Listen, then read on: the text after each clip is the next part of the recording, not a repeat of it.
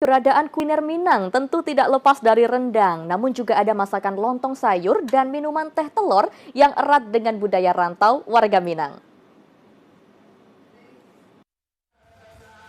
Minangkabau, Padang, Sumatera Barat sudah dikenal dengan kulinernya yakni rendang. Namun juga ada berbagai kuliner seperti lontong sayur dan minuman teh telur. Oleh sebab itu warga Minang yang ada di Jawa Timur terus mengembangkan kuliner khas Minang dari Sumatera Barat di Rumah Gadang Minangkabau Jatim, Jalan Gayung, Kebonsari, Surabaya.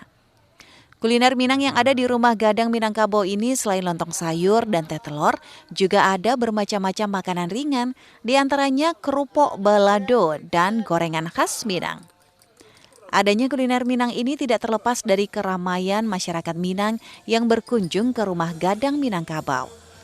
Kuliner Rumah Gadang ini mempunyai fasilitas lahan yang luas, baik parkir maupun surau gadang, tempat ibadah untuk umat Islam yang melaksanakan ibadah sholat. Pembukaan kuliner Gebu Minang ini dihadiri oleh Ketua Pengadilan Tinggi Surabaya Krisna Menon dan Wakil Ketua Kejaksaan Tinggi Jawa Timur Firdaus.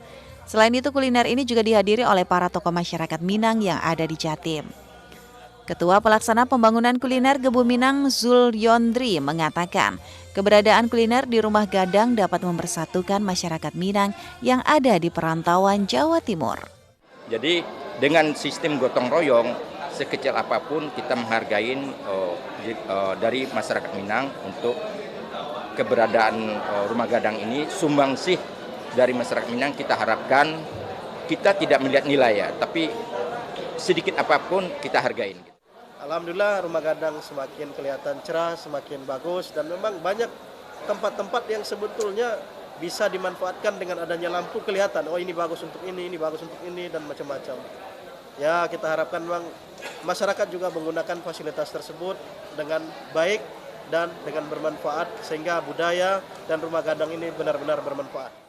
Diharapkan dengan adanya kuliner khas Minang ini dapat membangkitkan ekonomi masyarakat, khususnya masyarakat Minang yang ada di perantauan, serta dapat meningkatkan silaturahmi sesama masyarakat Minang yang ada di Jawa Timur.